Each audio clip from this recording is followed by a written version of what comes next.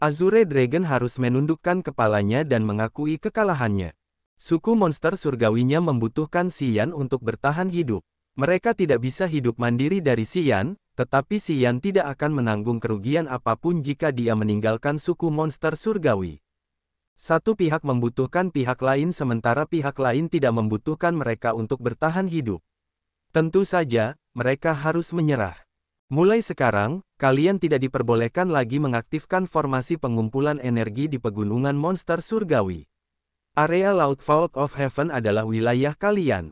Kalian bisa masuk ke kabut beracun magnetik gelap untuk berkultivasi, tetapi itu tidak eksklusif untuk suku monster surgawi.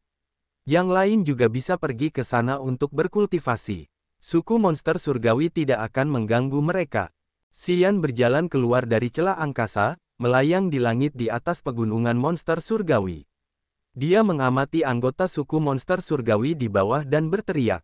Anggota klan suku monster surgawi tampak enggan dan putus asa, tetapi tidak ada yang bisa membalas. Chang Yun dari suku monster surgawi telah berubah menjadi bentuk humanoidnya dan dia berdiri di tengah kerumunan rekan-rekannya. Dia mengangkat wajahnya untuk melihat ke langit, mendesah dan tampak kesepian. Holy Beast Azure Dragon tampak kesal. Setelah merenung beberapa detik, dia mengangguk. Atas nama suku monster surgawi, aku setuju dengan pengaturanmu. Kita tidak akan lagi menarik energi di wilayah laut sekitar dengan paksa.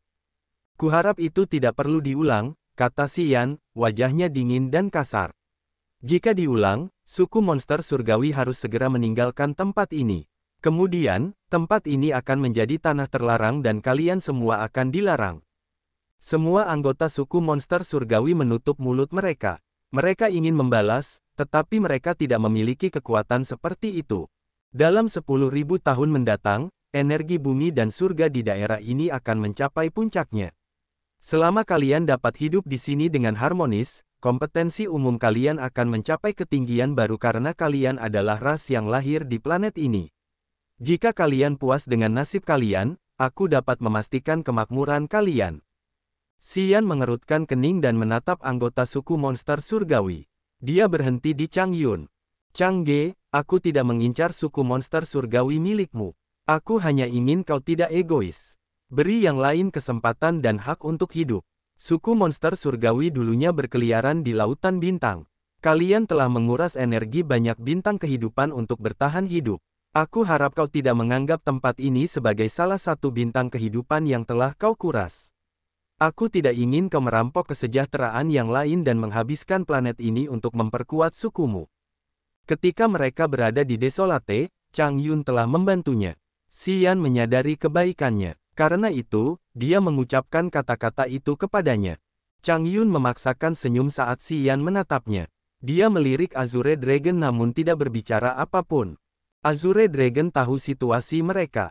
Dia mendesah dalam hati. Karena sudah memutuskan, dia tidak ingin bicara lagi. Setiap prajurit monster surgawi terdiam. Xian tidak ingin bicara lagi jadi dia bersiap untuk pergi.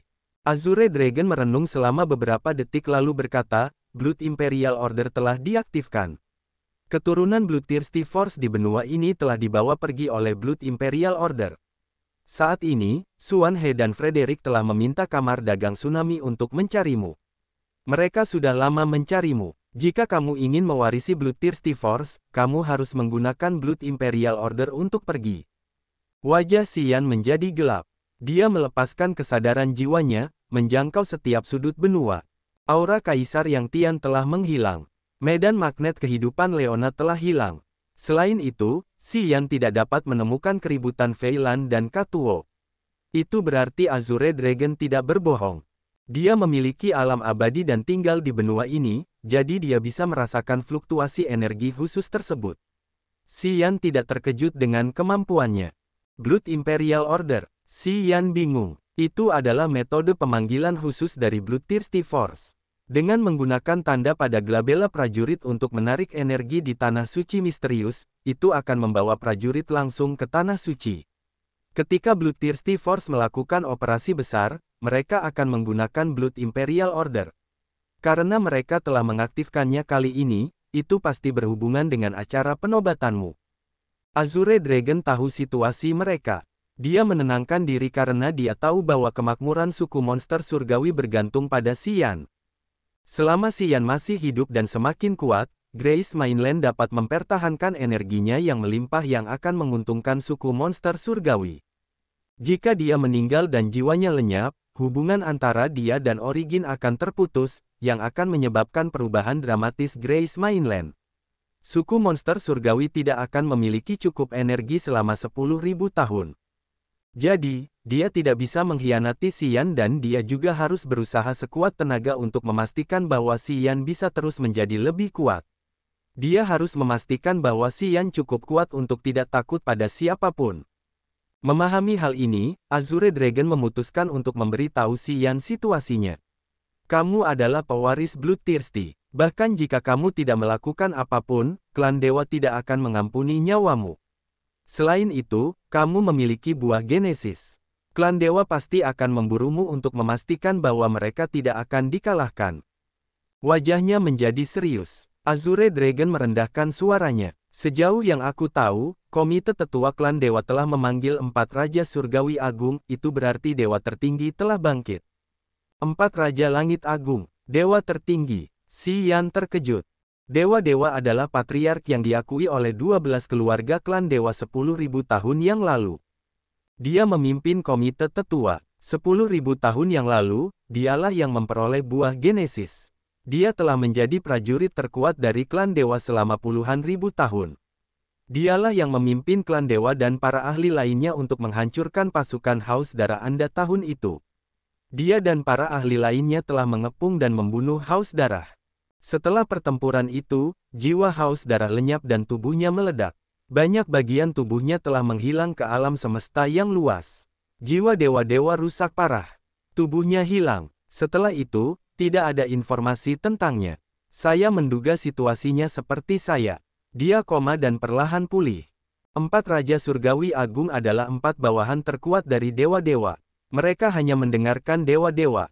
Tahun itu, mereka sekuat iring-iringan 8.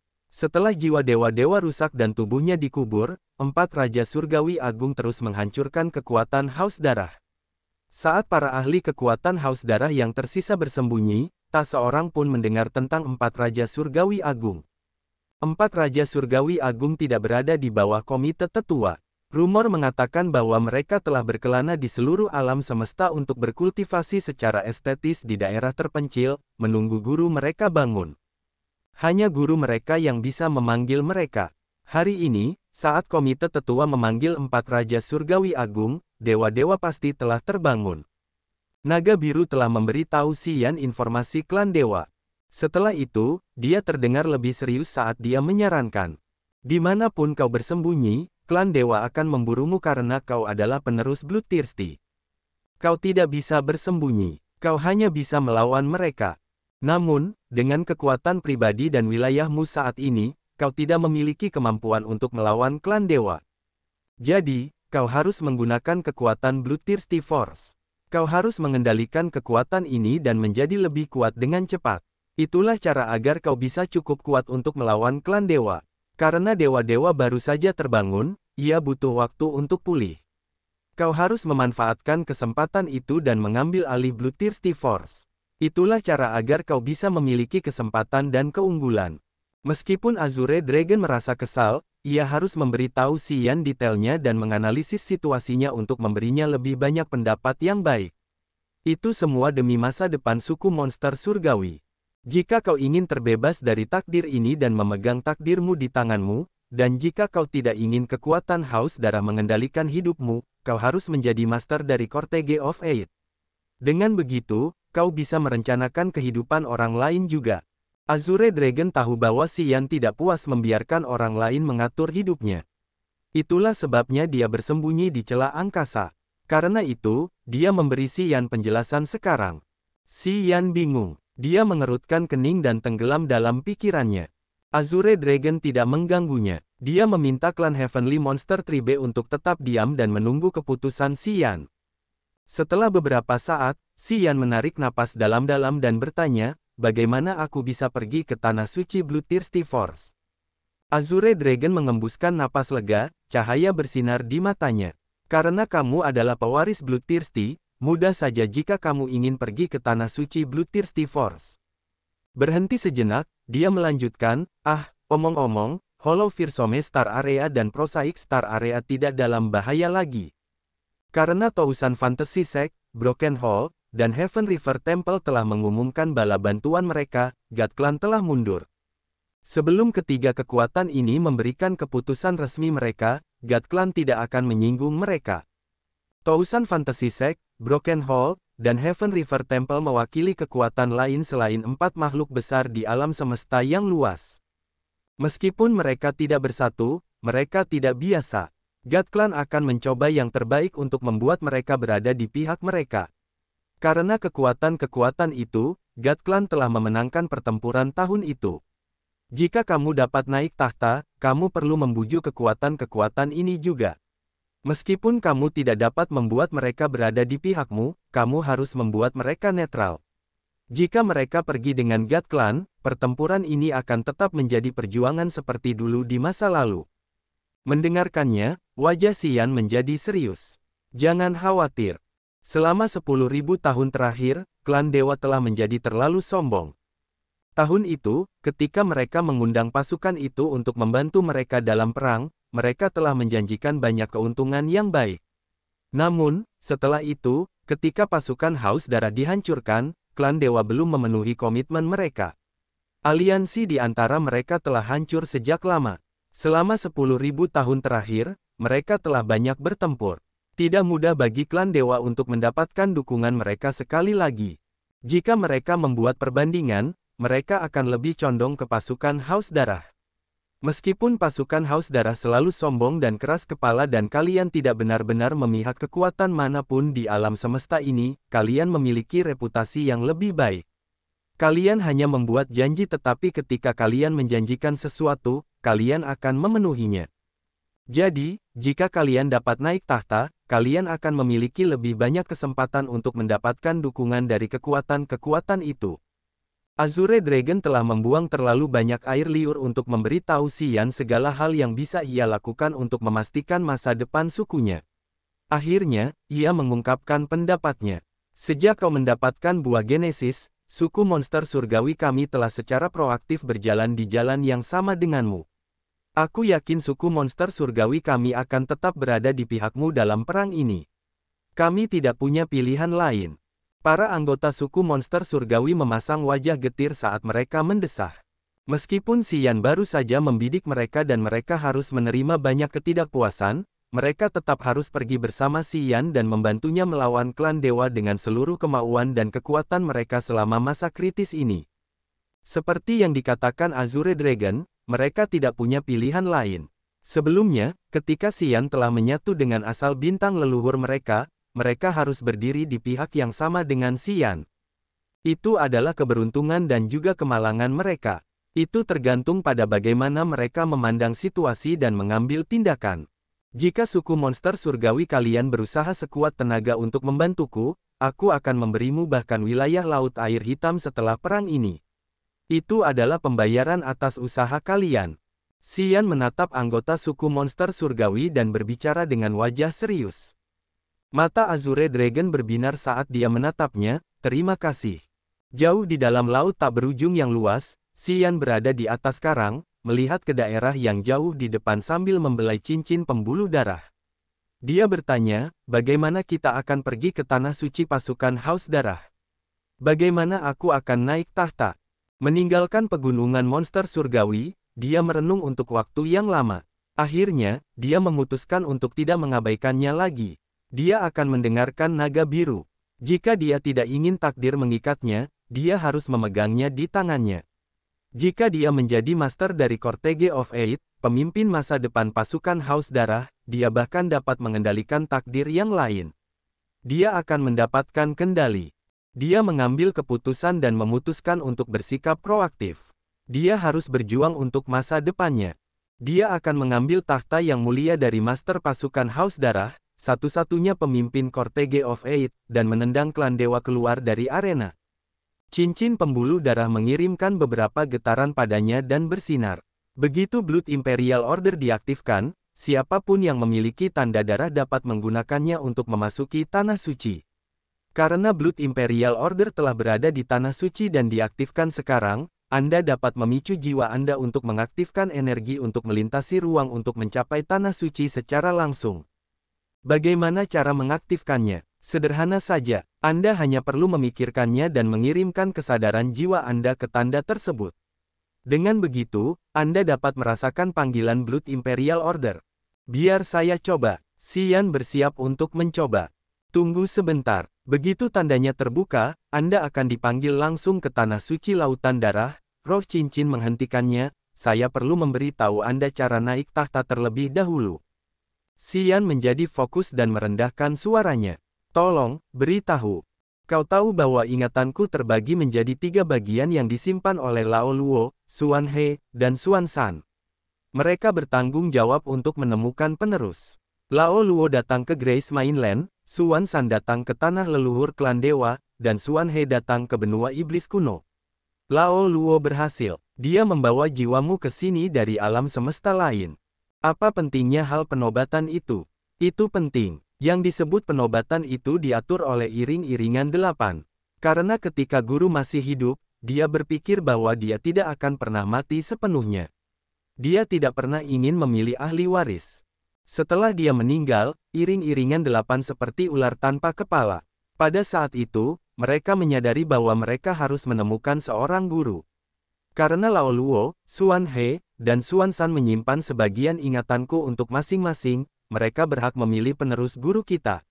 Karena aku bekerja sama dengan mereka, dengan kekuatan asal benua kuno, kita bisa mengubah prinsip alam untuk memberikan kekuatan melahap Upanishad kepada penerusnya secara instan, kata roh cincin. Xian mengangguk pelan. Tahun itu, Lao Luo membawa sebagian ingatan cincin pembuluh darah ke Grace Mainland.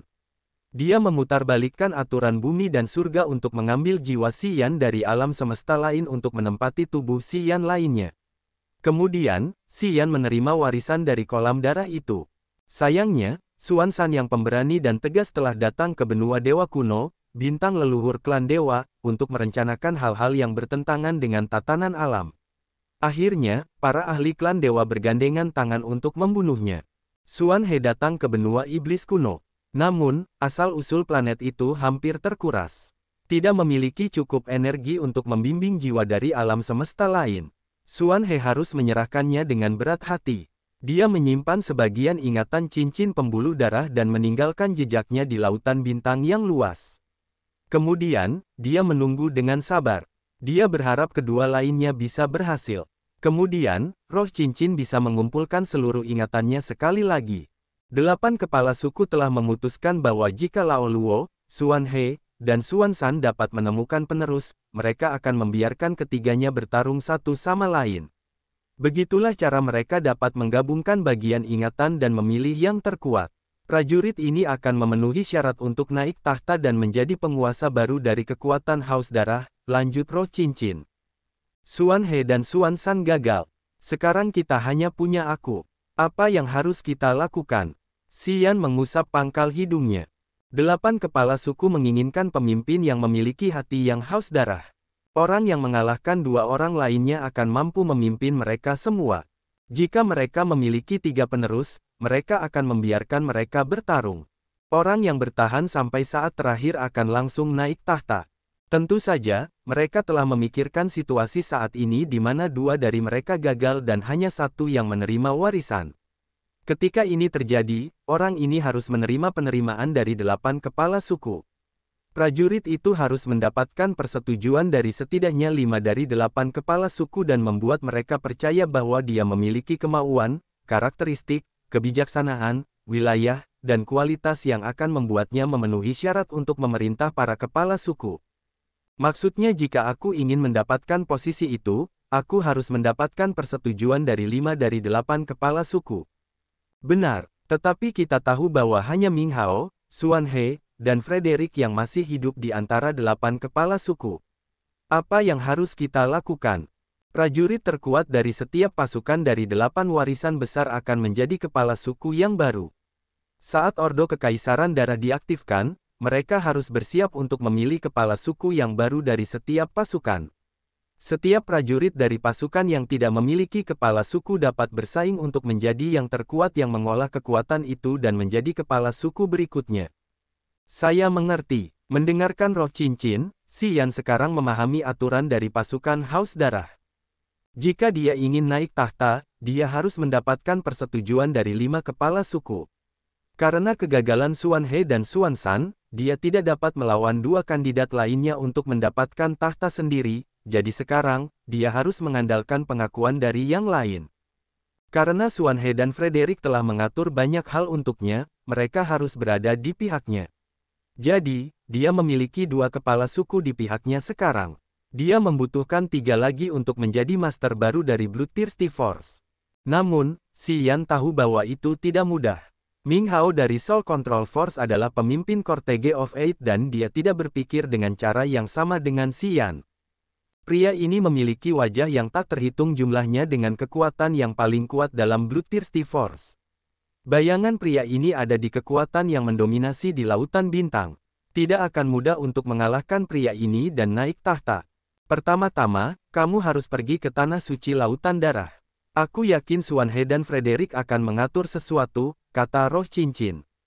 Xian mengangguk. Angin yang bertiup dari laut terasa hangat. Xian menghirup dalam-dalam kiroh yang lembab di paru-parunya untuk menenangkan diri. Dia duduk dengan rapi di atas karang. Kesadaran jiwanya berkumpul dan pikirannya terkonsentrasi di satu titik, yaitu tanda di glabela jiwa inangnya. Tanda darah itu menjadi jelas. Dia mengumpulkan kesadaran jiwanya dan merasakan energi berfluktuasi dari tanda darah itu. Pikirannya berkedip saat dia menemukan energi panggilan yang datang dari tempat yang tidak diketahui melalui ruang yang tak berujung. Itu seperti seorang ibu yang memanggil anak-anaknya pulang. Suara itu langsung masuk ke dalam jiwanya dan membuatnya bingung.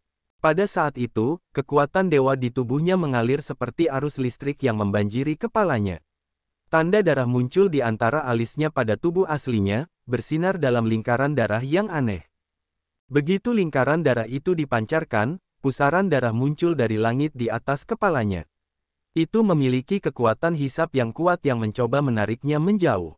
Saat Xian mengolah kekuatan luar angkasa Upanishad, sekilas, dia tahu bahwa pusaran itu memiliki kekuatan supranatural luar angkasa yang bahkan di langit pertama alam dewa yang baru mulai, dia tidak dapat mengenali misterinya dan bagaimana cara mengoperasikannya. Pusaran itu seperti lubang hitam di otaknya. Keduanya pada akhirnya misterius sehingga dia tidak bisa menggambarkannya. Xian tidak menggeliat. Dia berubah menjadi cahaya darah dan masuk ke pusaran darah. Setelah dia menghilang, pusaran itu menyusut seperti balon yang udara di dalamnya ditarik keluar. Tak lama kemudian, itu menjadi titik cahaya darah dan menghilang ke udara tipis. Lautan darah yang luas. Frederick menggunakan kekuatannya Upanishad di pulau dengan ki mayat yang tebal. Dia membuka mulutnya dan melepaskan awan pucat yang terbang menjauh. Tak lama kemudian, Benny di Pulau Kehancuran, Benton dan Feilan di Pulau Korosi, Leona bersama ayahnya Thor di Pulau Kegelapan, Katuo di Pulau Kekacauan, dan Kaisar Yang Tian di Pulau Keputusasaan Kebingungan. Tepat setelah itu, mereka melihat awan pucat mendatangi mereka dan membawa mereka pergi. Benny, Katuo, dan Kaisar Yang Tian memiliki alam rendah sehingga mereka tidak bisa melawan. Mereka harus mengikuti awan. Feilan di alam dewa yang baru lahir mengubah wajahnya. Dia siap untuk melakukan serangan balik. Itu awan mayat Sir Frederick. Tidak perlu panik. Kurasa dia ingin berbicara dengan kita, kata Benton. Feilan terkejut. Sir Frederick adalah kepala ki mayat. Dia dan Xuan He menyelamatkanku dari klan bayangan gelap tahun itu. Sir Xuan He dan Sir Frederick telah melakukan kebaikan besar kepada kita, lanjut Benton. Mendengarkannya, Feilan menghentikan gerakannya.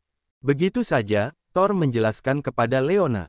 Tahun itu, paman besarmu dan aku datang ke Agathe Star Area dari God Prising Land di Raging Flame Star Area. Karena kami menggunakan kekuatan kegelapan Upanishad dan kekuatan korosi Upanishad, klan bayangan gelap memperhatikan kami dan mengurung kami. Mereka ingin membawa kami ke klan dewa. Untungnya, Tuan Xuan He dan Tuan Frederick menemukannya. Xuan He datang untuk menyelamatkan kami secara pribadi. Baru-baru ini, kami berkultivasi dalam pengasingan seperti yang mereka perintahkan. Leona mengangguk. Awan mayat membawa Kaisar Yang Tian, Benny, dan Katuo ke Pulau Kimayat. Saat Frederick melihat mereka, jiwanya berkedip dan mengirim pesan ke Xuan He. Xuan He sedang memperhatikan bawahannya berkultivasi dengan gembira di tengah hujan darah di Pulau Kematian. Dia menyeringai dan menghilang dari pulau itu. Kemudian, dia muncul di hadapan Frederick yang melihat Kaisar Yang Tian, Benny, Katuo, dan yang lainnya. Siapa yang tahu keberadaan Xian? Kaisar Yang Tian tampak bingung, mengerutkan kening dan menggelengkan kepalanya. Mengapa kamu perlu menemuinya? Xuan He tersenyum hangat. Dia adalah penerus Bloodthirsty Force. Dia akan menjadi master kita di masa depan. Kita harus menemukannya agar dia bisa mengambil peran sebagai master. Dia menoleh ke Thor dan Benton. Hei, Blood Imperial Order telah memanggil semua ahli yang mengolah Dark Power Upanishad dan Corrosion Power Upanishad. Apakah kalian menemukan seseorang yang tidak dapat kalian hadapi? Aku menyelamatkan kalian dari Dark Shadow Clan dengan harapan kalian berdua akan menjadi kepala Dark Force dan Corrosion Force. Untuk membesarkan kalian, Frederick dan aku telah menghabiskan banyak pelet dan material original incipient grade.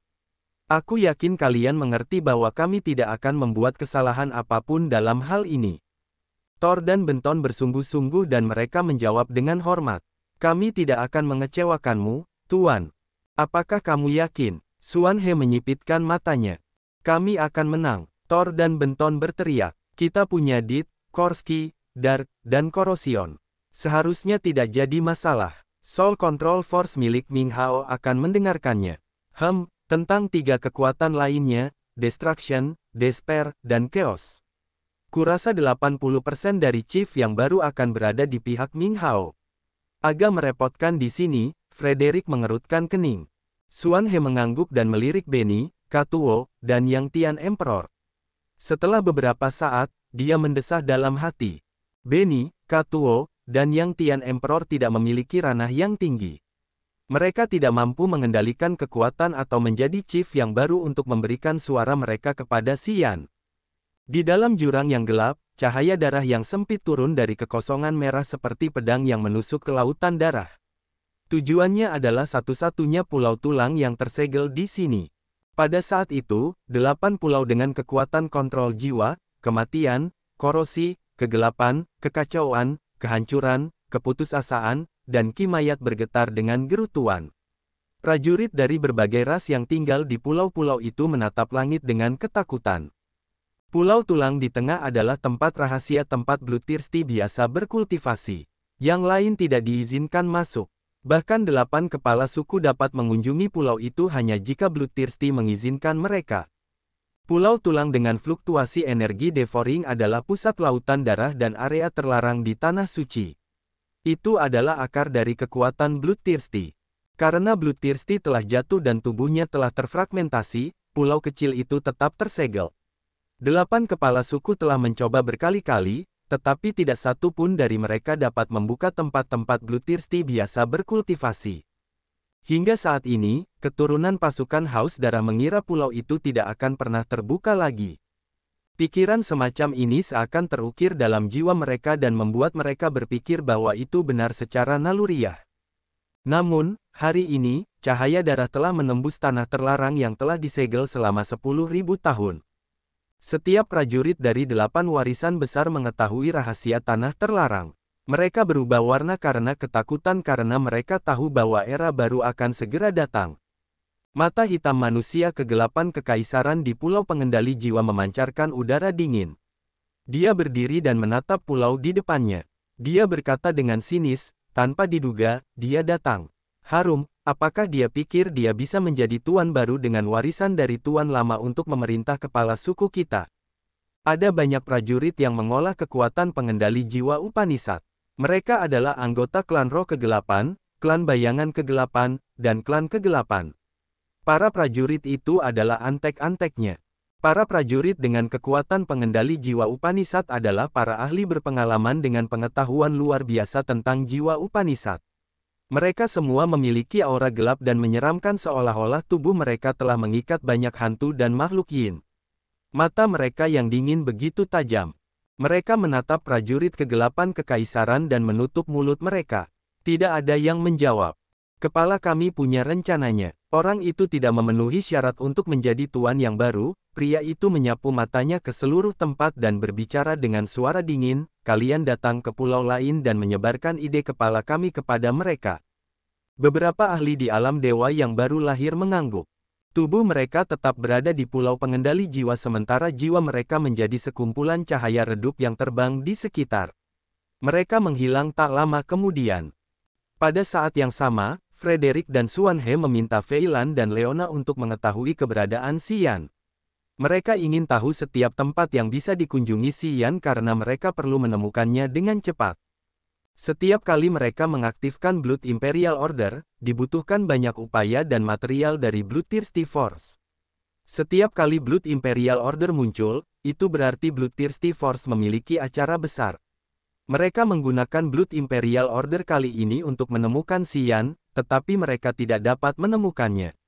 Xuan He dan Frederick sangat gelisah sehingga mereka ingin membunuh seseorang. Kami tidak tahu. Kami tidak dapat menemukan master kami. Saya sudah lama berada di Fiery Rain Star Area. Saya belum bertemu master. Bukankah dia pergi ke Tsunami Star? Dia belum kembali.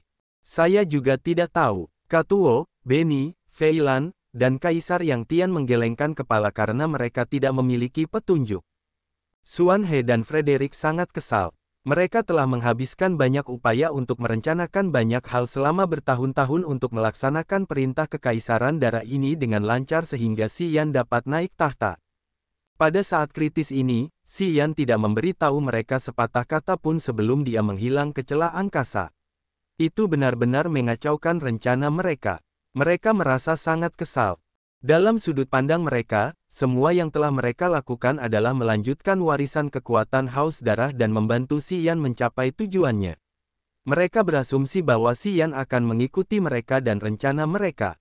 Dengan dukungan mereka, dia akan mengambil posisi pemimpin dan mengkonsolidasikan 8 kekuatan-kekuatan Haus Darah untuk melawan klan dewa.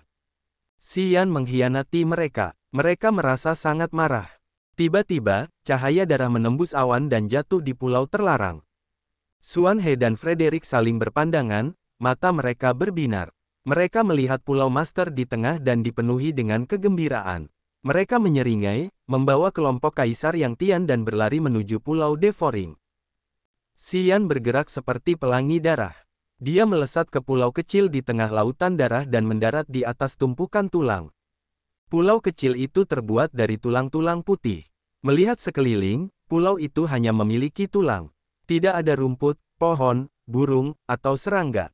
Bahkan tidak ada energi bumi dan surga. Tempat ini sangat aneh. Kabut darah melayang dan memenuhi pulau kecil itu seperti sangkar darah yang menyegel pulau kecil itu. Saat dia masih mendarat, cincin pembuluh darah melesat keluar dari cahaya darah yang terang dan merobek sangkar cahaya darah itu. Begitulah cara Xian bisa masuk ke pulau itu. Xian menenangkan diri dan melepaskan kesadaran jiwa untuk merasakan. Wajahnya menjadi tegas. Dia berada di langit pertama alam dewa yang baru lahir, tetapi kekuatannya jauh lebih murni dan lebih padat daripada yang lain. Meskipun energinya ditingkatkan dengan kekuatan luar angkasa Upanishad, dia tidak dapat merobek sangkar berdarah itu. Itu berarti penghalang yang menutupi pulau kecil itu sangat kuat dan ulet. Mungkin, hanya para ahli yang tak tertandingi di alam abadi yang memiliki kekuatan untuk menghancurkan penghalang ini, pikir Xian secara naluriah. Sayangnya, dia tidak tahu bahwa setelah Haus Darah jatuh, 8 kepala suku telah mencoba berkali-kali dan berupaya untuk masuk ke pulau itu, tetapi mereka tidak berhasil sekalipun. Pulau tempat dia berdiri hari ini tidak menyambut siapapun dalam 10.000 tahun terakhir. Pada saat ini, Xuan He dan Frederick juga berhenti di luar sangkar cahaya darah. Mereka sangat gembira ketika mereka datang karena mereka pikir mereka bisa memasuki pulau itu sekali lagi, tetapi penghalang itu telah menghentikan mereka di luar. Mereka melepaskan kesadaran jiwa mereka dan mencoba menghubungi Xian. Di alam mereka, kesadaran jiwa mereka tidak dapat menembus penghalang itu. Haus Darah telah memasang penghalang ini sejak lama. Itu seperti batas abadi yang memisahkan bumi dan surga. Itu bisa menghentikan apapun, baik itu energi maupun kesadaran jiwa. Xuan He dan Frederick berada di alam abadi, tetapi mereka dihentikan di luar. Mereka berdiri tak berdaya di luar dan melotot ke arah cahaya darah Xian yang memasuki tanah terlarang milik Bloodthirsty. Xuan He menatap Frederick. Di dekatnya ada awan darah yang membawa Kaisar Yang Tian, Leona, dan yang lainnya. Kita tidak bisa masuk ke sana atau menghubungi anak itu. Apa yang harus kita lakukan? Bahkan ketika kita menyimpan bagian ingatan cincin pembuluh darah, kita tidak bisa masuk. Itu berarti hanya roh cincin dengan ingatan penuh yang bisa melewati penghalang darah itu. Cincin pembuluh darah adalah kunci untuk membuka tanah terlarang. Karena dia memiliki cincin itu, dia bisa masuk ke sana sesuka hatinya. Frederick terdengar enggan. Kita tidak bisa sampai di sana sebelumnya dan kita tidak bisa melakukannya sekarang. Kita tidak punya pilihan. Kita hanya bisa menunggu dia keluar saat itu. Tetapi pasukan lain harus mengadakan kompetisi untuk mencari pemimpin baru. Mengapa dia tidak punya akal sehat? Apakah dia punya pikiran lain? Aku pusing. Kita tidak bisa memperlakukan anak ini seperti anak normal. Xuan He memaksakan senyum. Serahkan saja padaku. Aku akan berbicara dengannya tentang ini.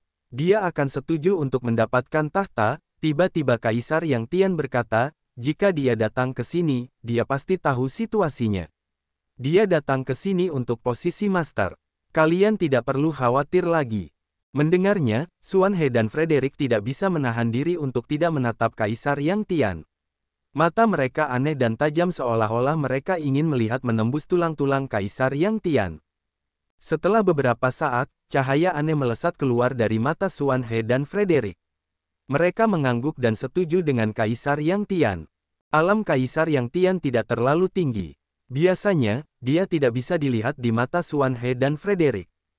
Bagaimanapun, Xuan He dan Frederick mengerti bahwa mereka tidak bisa membandingkan kompetensi sebenarnya dari para prajurit yang mengolah kekuatan keputusasaan Upanishad dengan alam mereka. Mereka bisa merasakan kekuatan tajam yang bahkan bisa menembus dunia dari Kaisar Yang Tian. Tombak semacam ini memiliki kekuatan tak terbatas. Dan hanya para ahli di alam mereka yang bisa melihat sifat kompetensi seorang prajurit dengan cara itu. Kita harus mengatur kompetisi ketua ini terlebih dahulu dan menunggunya keluar dari sana. Frederick mengangguk. Berpikir sejenak, dia menoleh ke Kaisar Yang Tian. Ada lusinan prajurit yang mengolah Upanishad kekuatan keputusasaan di Pulau Keputusasaan. Di lautan bintang yang luas, hanya mereka yang bisa mendapatkan kesempatan untuk bertemu dan mempelajari kekuatan dari kesadaran jiwa guru kita dan berhasil mempraktikkan kekuatan itu.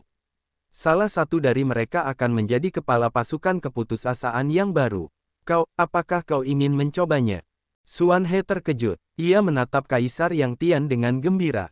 Setelah bertahun-tahun mengatur, Benton dan Thor adalah senjata mereka untuk mendapatkan posisi kepala pasukan kegelapan dan korosi. Namun, bahkan jika Benton dan Thor berhasil, mereka hanya memiliki setengah dari 8 warisan besar bahkan dengan tambahan pasukan Xuan He dan Frederick. Mereka membutuhkan dukungan dari satu kepala lagi untuk memenuhi rencana mereka. Kaisar Yang Tian telah menunjukkan harapan kepada mereka. Di antara 8 warisan besar, Upanishad kekuatan keputusasaan adalah yang paling istimewa. Tidak ada prajurit yang dapat memberikan kekuatan ini kepada generasi berikutnya. Mereka harus mempelajari kekuatan itu sendiri. Dengan demikian, para ahli yang mengolah kekuatan ini di pulau masing-masing tidak memiliki alam yang mendalam.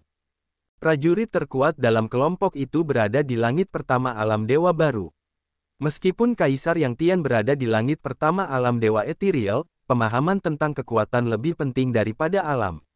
Para prajurit yang mengolah kekuatan ini selalu dapat melawan lawan alam yang lebih tinggi. Faktanya, sejak awal, kekuatan ini terkait dengan melompati alam dan menantang para ahli yang lebih kuat.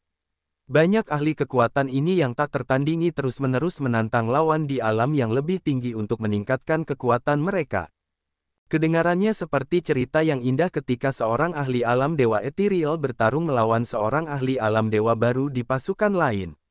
Namun, itu bisa berhasil di pasukan keputusasaan. Kalahkan ahli alam dewa yang baru mulai itu untuk menjadi kepala pasukan keputusasaan. Mata Kaisar Yang Tian menjadi sangat bersemangat. Matanya memancarkan cahaya yang hanya dimiliki oleh para pejuang yang sangat keras kepala dan liar. Tubuhnya yang ramping bergetar, semangat bertarung yang kuat melesat keluar dari dalam altar jiwanya. Mata Xuan He dan Frederick berbinar.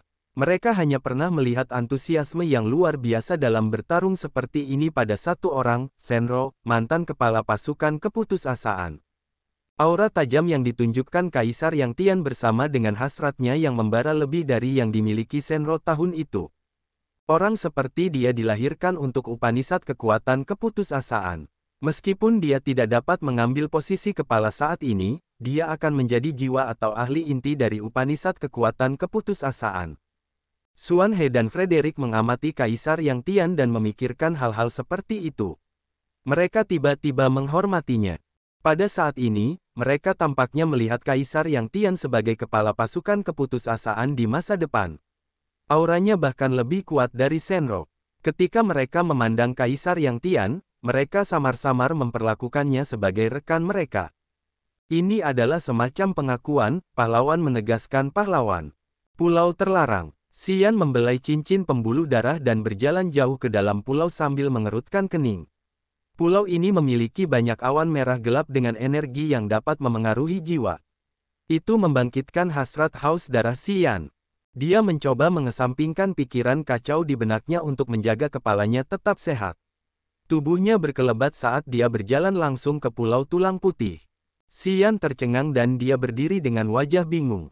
Pusat Pulau Tulang ini memiliki 8 altar pengorbanan bumi dan surga yang agung. 8 altar ini tingginya beberapa ribu meter dan lebih dari 100 mu besar. Mereka terbuat dari bahan aneh. Itu bukan logam atau kalsedon, tetapi tampak semerah darah. 8 altar itu memiliki tekanan mengerikan yang akan menamparkan wajah orang. 8 altar pengorbanan itu disusun dalam 8 arah dan mereka menjorok ke awan gelap. Altar-altar ini tampak seperti altar jiwa, tetapi tidak memiliki lautan kesadaran, tingkatan kekuatan Upanishad, atau luasan ethereal atau luasan awal. Altar-altar ini terbuat dari bahan khusus dengan banyak ukiran yang indah dan elok. Pola-pola pada altar itu tampak seperti yang diukir pada cincin pembuluh darah. Pola-pola itu seperti catatan mendalam tentang kekuatan bumi dan surga. Setiap altar pengorbanan memiliki 5 awan darah yang melayang di mana ia melepaskan energi yang cocok dengan aura setiap altar. 8 altar itu cocok dengan 8 kekuatan Upanishad, pengendalian jiwa, kematian, korosi, kegelapan, kekacauan, kehancuran, keputusasaan, dan kimayat. 5 awan darah di atas altar adalah puncak kekuatan haus darah. Xian tidak tahu efek magis apa yang dimilikinya. Sudah 10.000 tahun sejak seseorang dapat memasuki area ini, tetapi 8 altar pengorbanan besar itu tidak memiliki setitik debu pun. Mereka berkilau seolah-olah mereka adalah sumber warisan kekuatan Upanishad. Selama dia bisa duduk di altar, dia bisa menerima kekuatan Upanishad masing-masing. Hanya altar keputusasaan yang tampak berbeda. Altar itu memiliki fluktuasi energi yang unik seolah-olah telah mencapai ujung dunia yang lain yang sedang mencari kandidat yang cocok. Altar itu tidak akan tinggal diam menunggu para prajurit tiba di sini dan menerima warisan.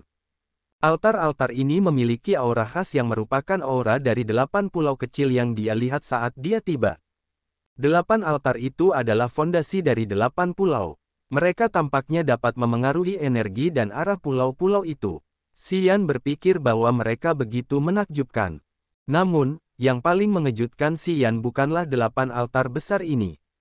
Berdiri di tengah 8 altar itu adalah patung Demogorgon yang sangat besar dan mengesankan.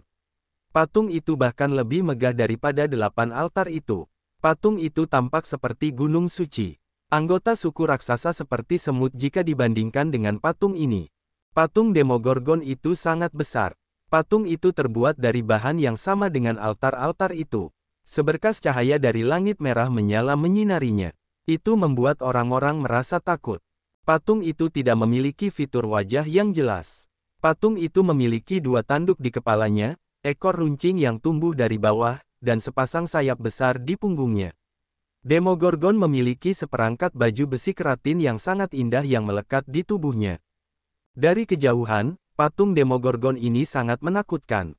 Patung itu menghadap ke langit seolah-olah sedang mengaum dan berteriak ke surga. Patung Demogorgon itu tingginya lebih dari 10.000 meter.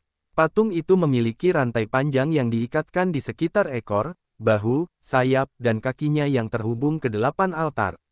Sekilas, Xian terkejut, tetapi dia sebenarnya memiliki perasaan ajaib. Tahun itu, ketika dia datang ke Tanah Kehancuran Dewa, dia biasa melihat formasi sihir yang didirikan klan dewa di Tanah Kehancuran Dewa. Formasi itu menggunakan bunga iblis penghisap jiwa untuk menarik energi, darah, dan daging dari prajurit lain untuk menyembuhkan para ahli klan dewa yang terluka. Formasi itu akan menghidupkan mereka kembali pada akhirnya. Formasi sihir di Tanah Kehancuran Dewa itu mirip dengan apa yang ada di depannya sekarang. Setiap prasasti batu di daerah itu memiliki 12 rantai yang digunakan untuk mengumpulkan energi dari para korban. Setelah melihat lebih dekat, dia menemukan bahwa skala dan tingkat daerah ini jauh lebih dalam daripada Tanah Kehancuran Dewa milik klan dewa. Xian samar-samar merasa bahwa struktur aneh Tanah Kehancuran Dewa milik klan dewa adalah salinan buruk dari tempat ini. Itu bisa meniru bentuknya tetapi bukan esensi aslinya. Itu karena Xian bisa merasakan bahwa 8 altar di sini bukan untuk mengikat patung Demogorgon atau mengambil energi darinya. Justru sebaliknya, dia merasa bahwa 8 altar ini adalah semacam senjata untuk patung itu. Seolah-olah patung itu dapat menggunakan kekuatannya, ia dapat mengayunkan altar setinggi beberapa ribu meter dan menggunakan kemampuan 8 kekuatan Upanishad untuk menyerang. Itu akan menjadi kekuatan tertinggi di dunia. 8 rantai yang menghubungkan patung ke altar tampaknya digunakan untuk mentransfer kekuatan luar biasa dari patung ke altar untuk memicu kekuatan mereka. Di matanya, Demogorgon adalah master dengan kekuatan sebenarnya dan 8 altar hanyalah senjata yang akan digunakannya untuk melampiaskan kekuatannya. Mengamati patung Demogorgon untuk sementara waktu, Xian tiba-tiba berteriak. Master kekuatan haus darah. Dia tiba-tiba memahaminya. Dia ingat ketika dia mencoba menyelidiki misteri tanda darah beberapa tahun yang lalu, dia pernah melihat fantasi seperti ini. Di dunia yang luas, seorang raksasa meraung tanpa suara. Meskipun dia dirantai oleh rantai besar, dia masih berteriak dengan berani. Hari ini, saat dia melihat pemandangan ini, dia tiba-tiba mengerti. Itu patung master, kata roh cincin. Kemudian, jari dan tulang Bloodthirsty terbang keluar dari cincin dan memasuki patung Demogorgon raksasa. Pada saat itu, patung Demogorgon yang agung itu tampak hidup kembali dan memancarkan energi yang mengguncang bumi. Energi semacam ini dapat menghancurkan seluruh bintang kehidupan level 7. Itu mengguncang jiwa dan membuat orang takut. Sementara patung Demogorgon memiliki energi yang mengguncang bumi, seluruh lautan darah di jurang gelap ini menggelembung dan mendidih. Patung Demogorgon itu masih berdiri dan menghadap ke langit seolah-olah sedang melolong marah.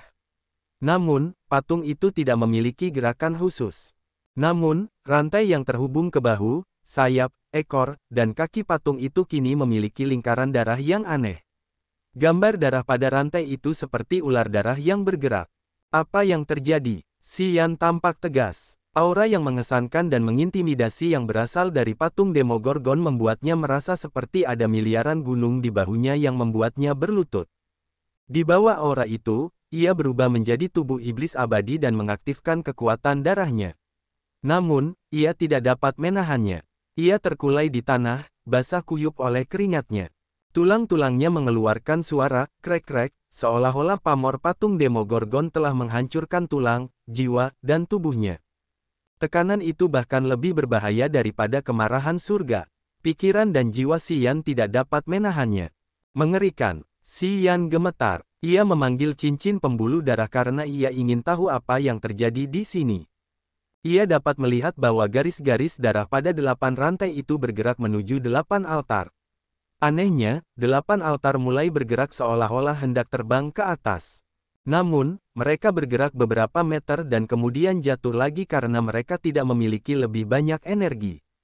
Pulau tulang putih berguncang keras. Lautan darah melonjak ke langit dan mengguncang seluruh jurang gelap. Xian menyemburkan darah. Ketika 8 altar jatuh kembali ke tanah, mereka menciptakan getaran yang hampir menggeser organ-organ internal Xian.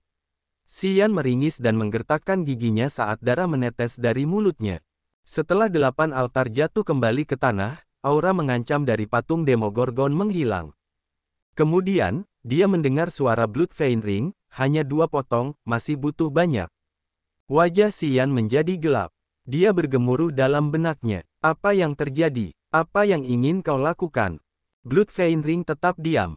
Setelah beberapa saat, ia berkata, mulai sekarang, kamu akan mengumpulkan sisa-sisa guruku.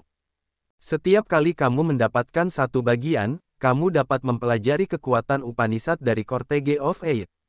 Di antara 8 kekuatan Upanishad termasuk kontrol jiwa, kematian, korosi, kegelapan, kekacauan, kehancuran, keputusasaan, dan kimayat, kamu hanya memiliki kekuatan kematian Upanishad.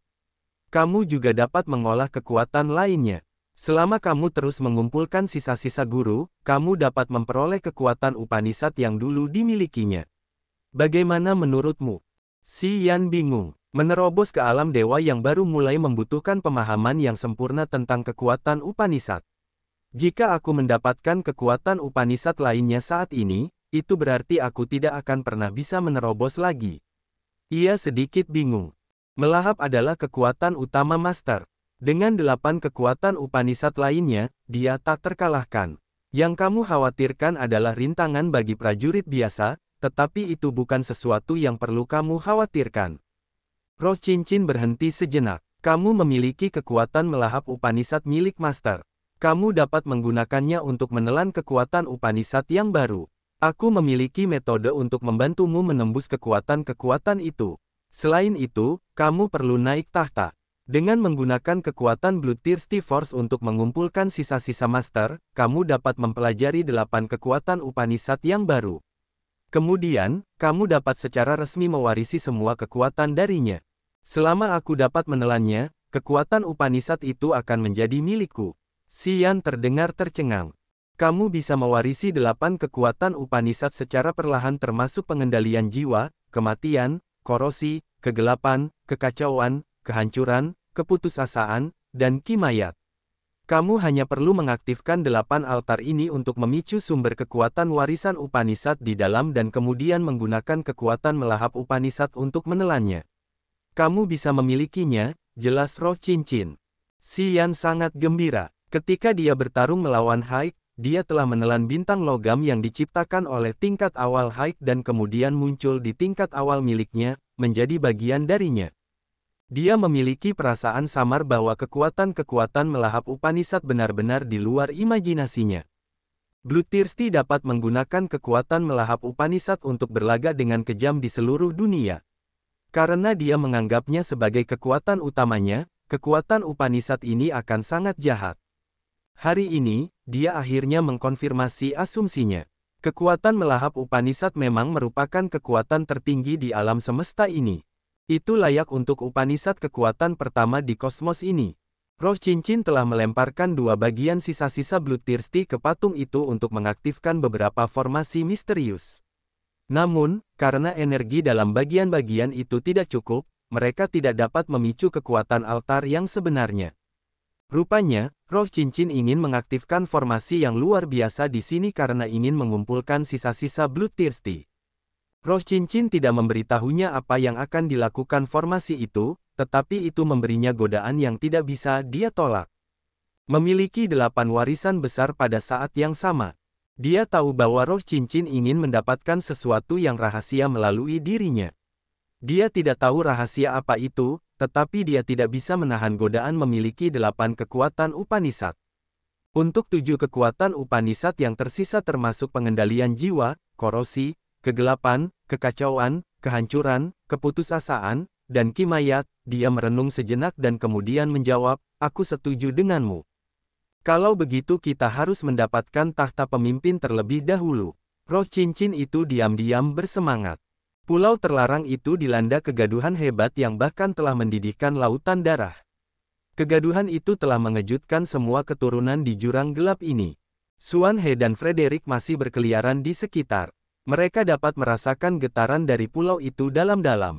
Mereka bertukar pandang dan melihat kegembiraan di mata masing-masing.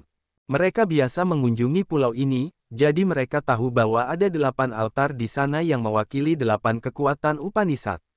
Faktanya, 8 altar itu dapat mengendalikan 8 pulau di lautan darah. Energi di altar-altar itu memiliki banyak kekuatan termasuk kemampuan untuk memberikan kekuatan warisan Upanishad. Mereka tahu sesuatu tentang altar pengorbanan, tetapi mereka tidak tahu apapun tentang patung haus darah. Hari ini, merasakan kegaduhan yang bergejolak dari pulau itu, Xuan He dan Frederick merasa cemas. Mereka khawatir sesuatu yang buruk telah terjadi di sana. Kaisar Yang Tian, Benton, dan Thor telah kembali ke pulau masing-masing pasukan mereka. Xuan He dan Frederick telah mempersiapkan diri agar Kaisar Yang Tian, Benton, dan Thor mendapatkan posisi kepala pasukan mereka. Dengan cara itu, mereka bisa menjadikan Xian sebagai master baru. Mereka belum meninggalkan bagian luar Pulau Tengah karena belum waktunya untuk kompetisi. Pada saat yang sama, lelaki tua Imperial Dark di Pulau Pengendali Jiwa telah mengubah wajahnya karena takut. Dia mengamati pulau terlarang dari kejauhan. Dia merenung selama beberapa detik dan kemudian menutup matanya untuk menghubungi Ming Hao. Dia memberitahu dia keributan di pulau terlarang. Dia telah menekankan tentang getaran dan lautan darah yang mendidih. Dia begitu serius menceritakan penemuannya dengan cukup. Dia kemudian menunggu keputusan yang lain. Setelah beberapa saat, dia tiba-tiba melihat seorang pria dari klan kegelapan. Pria itu juga mengolah kekuatan pengendali jiwa Upanishad, tetapi wilayahnya tidak benar-benar tinggi. Dia hanya di alam dewa ethereal. Dia tampak setipis cabang pohon kering dengan tampilan rata-rata. Di bawah tatapannya, pria kegelapan itu bingung. Tepat setelah itu, dia tampak seperti sedang berjuang dengan meringis. Jiwanya langsung terisi. Tak lama kemudian, wajahnya kembali normal, tetapi sekarang dia memiliki sepasang mata gelap seolah-olah dia telah menjadi orang yang sama sekali berbeda. Selamat datang jiwa kepala suku.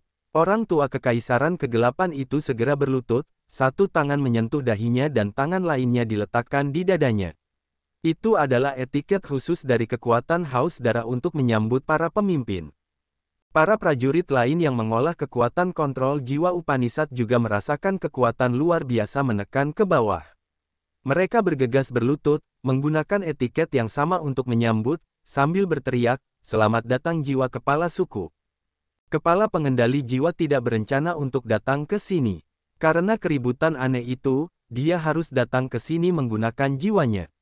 Dia tidak memiliki tubuh, tetapi tetap saja, dia bisa menggunakan tubuh bawahannya untuk muncul di tanah suci lautan darah ini.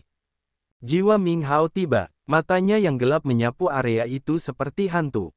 Di pulau terlarang di tengah, Xuan He dan Frederick sedang menatap pulau itu ketika cahaya darah melesat keluar dari dalam secara tiba-tiba. Xuan He dan Frederick tampak terkejut. Kemudian, Xian terbang keluar dari tanah terlarang dan berjalan ke Xuan He dan Frederick. Pada saat yang sama, sosok hantu datang dari langit dan muncul tepat di sebelah Xuan He. Matanya yang dingin mengamati Xian dan kemudian berhenti di cincin pembuluh darah di jarinya. Wajahnya berubah lagi. Memang benar bahwa relik guru kita adalah kunci untuk membuka tanah terlarang. Xuan He dan Frederick menggelapkan wajah mereka dan menatapnya. Ming Hao. Ming Hao memiliki banyak sekali penampilan.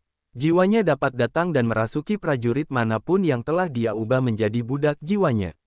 Ketika dia menginginkannya, dia dapat menggunakan banyak sinar kesadaran jiwa untuk muncul sebagai orang yang berbeda di area bintang yang berbeda pada saat yang sama. Para prajurit itu dapat berasal dari klan dan kekuatan yang berbeda, tetapi jiwa mereka semua akan dikendalikan. Itu adalah kekuatan supernatural dari kekuatan pengendalian jiwa Upanishad. Itu juga merupakan kemampuan yang paling berbahaya dan misterius dari kekuatan pengendalian jiwa. Xuan He, Frederick, lama tidak bertemu. Kalian telah merencanakan banyak hal agar orang ini mendapatkan tahta. Suara Ming Hao dingin tetapi lembut. Saat berbicara, sepertinya dia telah mengirimkan gumpalan kekuatan jiwanya ke laut kesadaran orang-orang secara diam-diam. Itu adalah cara yang biasa dia gunakan untuk mengendalikan pikiran orang lain. Saat Ming Hao berbicara, Xian merasakan hawa dingin di tubuhnya seolah-olah kekuatan tak terlihat telah menyerbu altar jiwanya. Namun, dia sangat menikmati suara Ming Hao. Selain itu, dia ingin pria itu berbicara lebih banyak. Ming Hao telah menjadi fantasi dalam pikirannya. Ming Hao, teriak Xuan He, suaranya seperti guntur. Kilatan petir darah muncul di laut kesadaran Xian. Begitu kilatan petir darah itu muncul, perasaan rileks dan fantasi di laut kesadarannya pun sirna. Kilatan petir darah dengan domain niat kematian dan kehidupan terus berlipat ganda di kepalanya seolah-olah pada akhirnya dapat menciptakan kematian dan kehidupan. Kilatan petir itu telah menghancurkan kekuatan jiwa Ming Hao yang menyerbu. Kemudian, mereka telah menjadi vitalitas kuat yang memasuki laut kesadaran Xian untuk membersihkannya. Akhirnya, laut kesadaran Xian dibersihkan tanpa ampas yang tersisa. Dia tidak memenuhi syarat untuk menjadi master berikutnya. Dia bahkan tidak tahan mendengar suaraku, kata Ming Hao. Xuan He dan Frederick tidak mempermasalahkannya. Mereka semua memperhatikan Xian. Xuan He tersenyum, memperlihatkan giginya dan memperkenalkan dirinya. Aku kepala kematian, Xuan He. Dia Frederick. Orang licik yang datang ke sini hanya dengan jiwanya adalah Ming Hao, kepala pengendali jiwa. Dia adalah pengecut terbesar di antara 8 warisan besar. Dia tidak pernah bertarung dengan orang secara langsung. Dia selalu bersembunyi di sudut gelap untuk memainkan rencana jahatnya. Xuan He mengejek Ming Hao, tidak berusaha bersikap sopan. Benar, yah, mereka mengatakan bahwa dia adalah pemimpin Cortege of Eight, tetapi kita tidak pernah mengakuinya. Pada dasarnya, orang yang tidak pernah menunjukkan tubuh aslinya dan selalu memperbudak jiwa orang lain tidak pantas menjadi pengiring tuan kita. Aku masih tidak tahu bagaimana dia bisa mendapat tempat di Cortege of Eight. Frederick menyeringai dan kemudian tertawa keras. Suara ejekannya tidak lebih buruk dari Xuan He. Bahkan ketika Bloodthirsty masih hidup, Frederick dan Xuan He tidak pernah akur dengan Xuan He. Mereka selalu bertengkar. Mereka tidak pernah menyukai Ming Hao. Ketika Bloodthirsty masih hidup, dia bisa meredakan pertikaian mereka dan menyatukan mereka. Namun, setelah Bloodthirsty jatuh, tidak ada yang bisa menahan mereka lagi. Jadi, ketika mereka bertemu satu sama lain setelah bertahun-tahun, ketiganya saling membentak. Wajar saja jika mereka juga bertengkar. Hari ini aku di sini untuk masuk, Ming Hao menatap sangkar cahaya darah di depan mereka. Berikan aku cincin pembuluh darah milik guru. Kau tidak memenuhi syarat untuk menyimpannya. Tunggu sampai suatu hari kau mencapai alam abadi. Kemudian, kau bisa berdiri di hadapanku dan menyimpan cincin itu. Bahkan jika dia harus mengembalikan cincin pembuluh darah, itu bukan untukmu, Ming Hao. Xuan He tertawa jahat. Tahun itu, Xuan San, Lao Luo, dan aku menyimpan sebagian ingatan roh cincin. Bahkan jika kita membutuhkan seseorang untuk menyimpan cincin itu, akulah orangnya. Aku tidak peduli dengan pertikaianmu. Itu adalah pertama kalinya Xian berbicara. Namun, anehnya Xuan He, Frederick, dan bahkan Ming Hao tidak turun tangan. Mereka hanya menunggunya. Xuan He, Frederick, dan Ming Hao sudah tahu tentang Xian sejak awal. Mereka tahu bahwa dia mewarisi kekuatan guru mereka dan cincin pembuluh darah. Mereka telah merawat Xian dalam diam. Mereka bahkan tahu detail setiap pertempuran yang diikuti Xian. Namun, mereka belum pernah bertemu Xian secara pribadi atau berkomunikasi dengannya. Hari ini adalah pertama kalinya mereka bertemu dengan penerus guru mereka. Saya di sini dengan harapan bisa mengumpulkan jenazahnya. Jenazahnya tersebar di seluruh penjuru alam semesta. Seseorang juga menyimpannya. Sebagai ahli warisnya, saya bertanggung jawab untuk mengumpulkan jenazahnya. Dan kalian adalah pengikutnya, bukankah kamu juga memikul tanggung jawab yang sama? Xian membungkuk untuk melihat cincin pembuluh darah. Dia sudah jatuh selama bertahun-tahun, tetapi tubuhnya tidak utuh. Sebagai pengikutnya, apakah Anda pernah mencoba melakukan ini? Bagaimana Anda tahu bahwa kami tidak pernah mencoba ini? Suara Ming Hao terdengar sangat dingin. Jadi Anda pikir kami tidak melakukan apapun setelah bertahun-tahun? Anda bersembunyi di sini dan mendambakan hidup Anda. Apa yang Anda tahu? Klan Dewa telah mencari sisa-sisa guru kami. Sekte Seribu Fantasi, Aula Rusak, dan kuil Sungai Surga telah mengumpulkannya.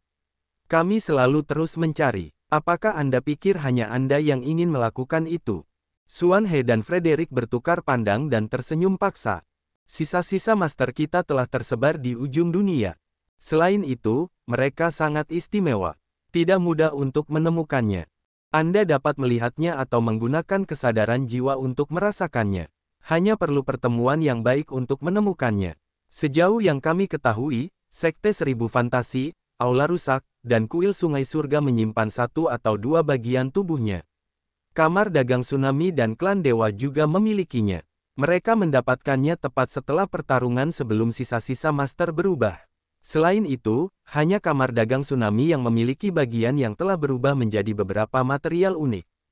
Xuan He menggelengkan kepalanya, matanya kesal dan enggan. Kamar dagang tsunami mendapatkannya secara kebetulan. Seseorang menjualnya. Mereka hanya tahu bahwa mereka dapat menyentuhnya tetapi tidak dapat melihatnya atau menggunakan kesadaran jiwa untuk memeriksanya. Itu adalah benda langka dan itu ada.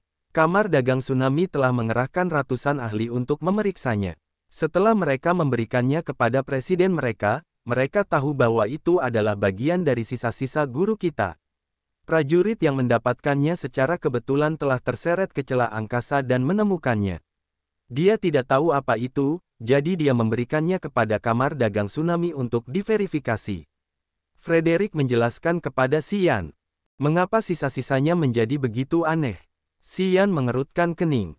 Mendengarkan Xuan He dan Frederick, Xian samar-samar mengerti. Dia telah melihat mereka sehingga dia tahu sisa-sisa Bloodthirsty bisa menjadi tidak terlihat. Sangat sulit untuk menemukan mereka di alam semesta karena mereka tidak dapat melihat atau merasakannya dengan jiwa mereka.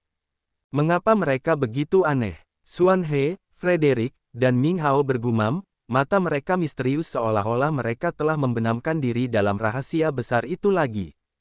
Miliaran prajurit di lautan bintang yang luas ini memiliki pertanyaan yang sama. Banyak eksistensi yang tak tertandingi termasuk kepala klan dewa, Master Sekte dari Sekte Seribu Fantasi, Master Aula Rusak, Master Kuil Sungai Surga, Frederick, Ming Hao, dan saya di alam abadi ingin tahu alasannya. Setelah Master kita jatuh, dalam 10.000 tahun berikutnya, para ahli itu ingin mengetahui misteri ini untuk mengendalikan kekuatan semacam ini. Namun, tidak ada yang pernah berhasil sampai sekarang. Kekuatan semacam ini yang telah mengubah sisa-sisa master kita menjadi sesuatu yang aneh tetap menjadi rahasia sampai sekarang. Tidak ada yang bisa tahu atau mempelajarinya, kata Xuan He. Xian tercengang. Dia tiba-tiba teringat apa yang dikatakan roh cincin kepadanya. Master menyimpan kekuatan yang hanya dia yang tahu dan kendalikan di alam semesta yang luas ini di antara miliaran makhluk. Dia juga jatuh karena itu. Energi macam apa itu?